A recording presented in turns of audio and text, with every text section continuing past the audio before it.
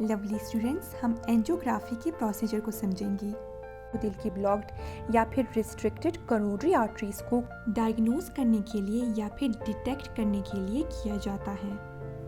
सबसे पहले एक कैथेटर यानी बारीक ट्यूब के through specific colour of dye को करोनरी आर्टरी में इंजेक्ट किया जाता है और एक्सरे कैमरा के थ्रू ब्लड फ्लो को मॉनिटर किया जाता है ताकि ब्लॉकेज को डिटेक्ट कर सकें।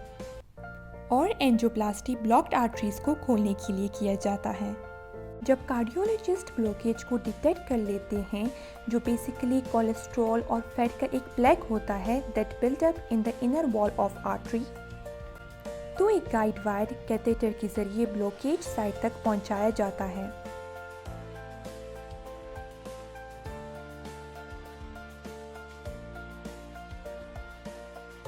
एक डिफ्लेटेड बलून को कैथेटर के थ्रू ब्लॉक्ड आर्टरी तक पहुंचाया जाता है। वहां पहुंचने के बाद बलून को इन्फ्लेट किया जाता है ताकि प्लेग को कंप्रेस करके आर्टरी को रीओपन किया जा सके। फिर बलून को डिफ्लेट करके वापस निकाल लिया जाता है ताकि ब्लड फ्लो वापस स्मूथली हो।